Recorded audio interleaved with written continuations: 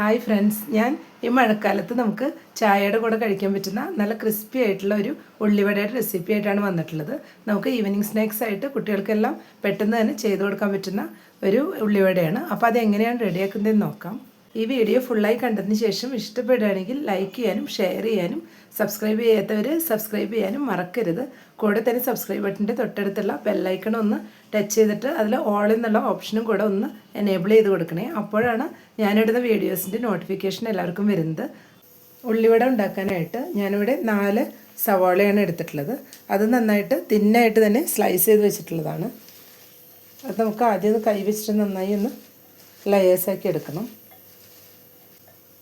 ഇനി നമുക്കിതിലോട്ട് ഒരു 3 പച്ചമുളക് കട്ട് ചെയ്ത് വെച്ചതും കുറച്ച് വേപ്പിലയും കൂടെ ആഡ് ചെയ്ത് കൊടുക്കാം.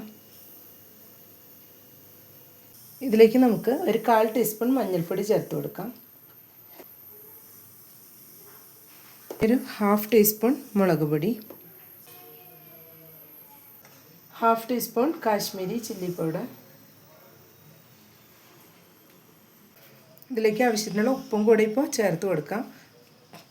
മാവിൽ പിടിക്കാനുള്ള ഉപ്പും കൂടെ ഇതിലിപ്പോൾ ചേർത്ത് കൊടുക്കുന്നുണ്ട്. ഇനി ഇതെല്ലാം കൂടെ ഒന്ന് മിക്സ് ചെയ്തെടുക്കാം. ഈ സവാളയിൽ എരിവെല്ലാം നന്നായി പിടിച്ചു വരാൻ വേണ്ടിയിട്ടാണ്. എല്ലാം കൂടെ നന്നായി മിക്സ് ചെയ്തെടുത്തിട്ടുണ്ട്. ഇനി ഇതിലേക്ക് നമുക്ക് 1 കപ്പ് കടലമാവ് ചേർത്ത് കൊടുക്കാം. 1/4 കപ്പ് മൈദ ആഡ് ചെയ്ത് കൊടുക്കാം. 2 ടേബിൾ സ്പൂൺ അരിപ്പൊടി കൂടെ ഇപ്പോൾ ചേർത്ത് കൊടുക്കാം. നല്ല ക്രിസ്പിനെസ് കിട്ടാനായിട്ടാണ് അരിപ്പൊടി ചേർത്ത് കൊടുത്തിട്ടുള്ളത്. ഇനി ഇതെല്ലാം കൂടെ ഒന്ന് മിക്സ് ചെയ്തെടുക്കണം. ഇതിലേക്ക് അല്പം വെള്ളം കൂടെ ചേർത്തിട്ട് ഇനി മിക്സ് ചെയ്തെടുക്കണം. കുറച്ചായിട്ട് ഒഴിച്ചു കൊടുത്താൽ മതിയാവും. കുറച്ചൊരു തിക്കായിട്ടാണ് വരേണ്ടത്. ഞാനിപ്പോൾ ഏകദേശം 3 ടേബിൾ സ്പൂണോളം വെള്ളമാണ് ഒഴിച്ചു കൊടുത്തിട്ടുള്ളത്. അപ്പോൾ എല്ലാം കൂടെ നന്നായി മിക്സ് ചെയ്തെടുത്തിട്ടുണ്ട്.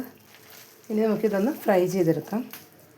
ഇപ്പോൾ ഓയിൽ വെച്ച് ചൂടായി വന്നിട്ടുണ്ട്. ഇതിലോട്ട് നമുക്ക് കുറച്ചായിട്ട് പിച്ചി ഇട്ട് കൊടുക്കാം. നമുക്കിത് ഏത് ഷേപ്പിൽ വേണമെങ്കിലും ഇട്ട് കൊടുക്കാം. പക്ഷേ ഇങ്ങനെ ഇട്ട് കൊടുക്കുമ്പോൾ ഉള്ളിലെല്ലാം നന്നായി മൊരിഞ്ഞ് കിട്ടും.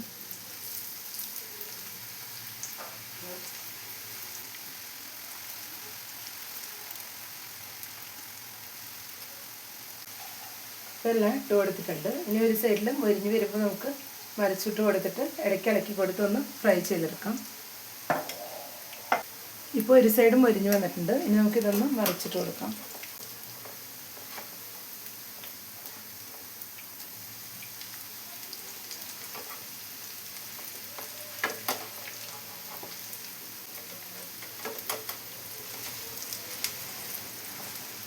അപ്പോൾ ഇതെല്ലാം ഫ്രൈ ആയി വന്നിട്ടുണ്ട്. ഇതിനെ നമുക്ക് ഓയിലിൽ നിന്ന് മാറ്റാം.